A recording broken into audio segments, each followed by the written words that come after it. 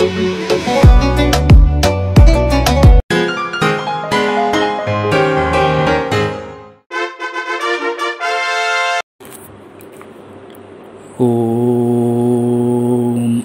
శ్రీమాత్రే నమః.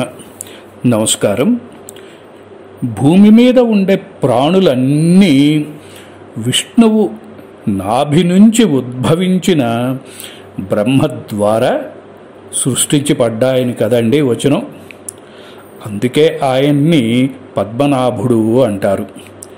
ఈ పద్మం అనేది విశ్వం మధ్య భాగంలో ఏర్పడ్డ చర్యల వల్ల మేఘాలు, నక్షత్రాలు మొదలైనవి ఆ ప్రాంతం నుంచి కొన్ని కోట్ల కిలోమీటర్ల ఎత్తుకి ప్రయాణించి అక్కడ కార్బన్ యాటమ్ చైన్ ఏర్పడి వాటిలో నుంచి ప్రాణం అనేది పుట్టి అదే ఈ విశ్వమంతా వ్యాపించింది అని భావించవచ్చు.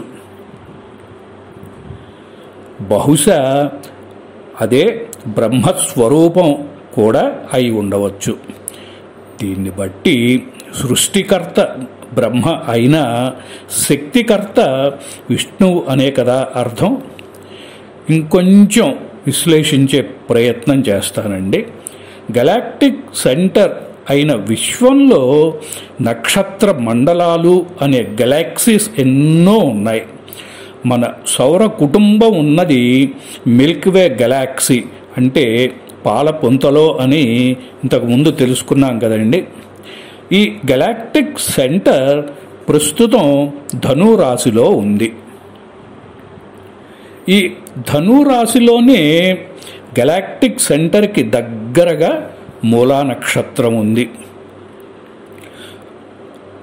మూలా నక్షత్రం సరస్వతీదేవి జన్మ నక్షత్రం కదండి. అంటే జ్ఞానానికి ప్రతీక. ఈ ప్రాంతంలోనే పెద్ద బ్లాక్ హోల్ ఉందని సైన్స్ తెలియజేస్తోంది. దాన్నే క్షీరోధన్వత్ ప్రదేశే అని అంటున్నాం. ఇంతకుముందు వీడియోలో దీని గురించి మనం తెలుసుకున్నాం కూడా. జ్ఞానం అంటే వెలుగు అనే కదా అర్థం. సూర్యుడి నుంచి బ్లాక్ హోల్ దాదాపు 30,000 కాంతి సంవత్సరాల దూరంలో ఉంది. సూర్యుడు సెకనుకి 200 మైళ్ళ వేగంతో ప్రయాణించి 200 మిలియన్ సంవత్సరాలకి ఒక్కసారి ఈ గెలాక్టిక్ సెంటర్ చుట్టూ ప్రదక్షిణ చేస్తాడు. ఈ విష్ణు నాభి అనే ప్రాంతం ఒక ఎక్కుపెట్టిన విల్లు ఆకారంలో ధనస్సులాగా, అంటే ధనస్సు రాశిలాగా ఉంటుంది. శృతులు విశ్వాన్ని విష్ణు స్వరూపంగా వర్ణించాయి. ఈ గెలాక్టిక్ సెంటర్ని అందుకే నాభి అని అనవచ్చు. నాభి అంటే బొడ్డు. గర్భస్థ శిశువుకి శక్తి పోషణ అందేది ఈ అంబలికల్ కార్డు నుంచే కదా అండి. అంటే విష్ణు నాభి అయిన గెలాక్టిక్ సెంటర్ సృష్టికి మూలం అనే కదా అర్థం. దీనికి ఆధారం చూడండి. మూల నక్షత్ర మండలం దీనికి చక్కటి ఉదాహరణ. సృష్టికి మూలమైన మహాశక్తి ఇక్కడే ఉందని ఇంతకుముందు వీడియోలో మనం తెలుసుకున్నాం. అంటే ఆ బ్లాక్ హోల్ శక్తి స్వరూపం కావచ్చు కదా.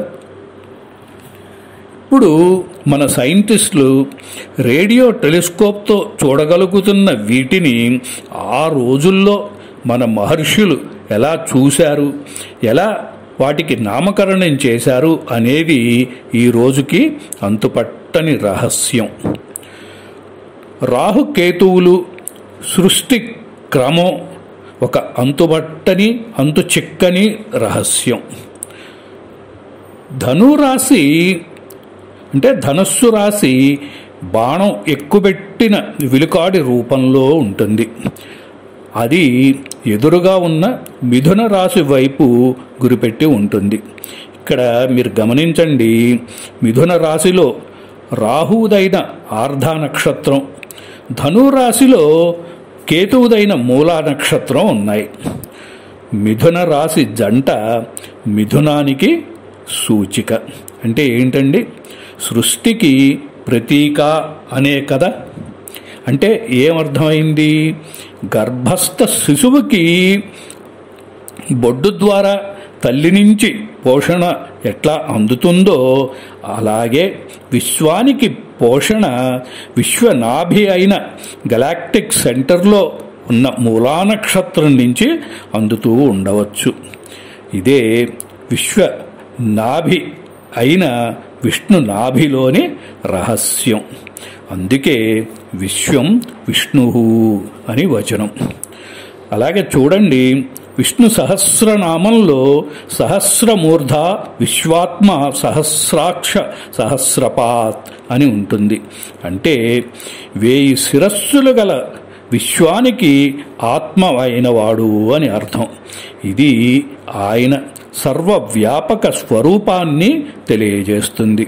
ఆయనే ఈ విశ్వానికి మూలకారకుడు అని దీని అర్థం. ఇది విష్ణు నాభిలోని దాగి ఉన్న అంతరార్థము, నిగూఢార్థము. మరొక కొత్త అంశంతో తదుపరి కార్యక్రమంలో మళ్ళీ మనం కలుసుకుందాము. సెలవు. స్వస్తి. మాలాక్లుప్తాసనస్థస్ఫటికమణినిభైర్మౌక్తికైర్మండితాంగః శుభ్రైరభ్రైరరభ్రైరుపరి విరచితైర్ముక్తపీయూషవర్షైః ఆనందీనః పునీయాదరినలినగదా శంఖపాణిర్ముకుందః భూః పాదౌ యస్య నాభిర్వియతసురనిలశ్చంద్రసూర్యౌ చ నేత్రే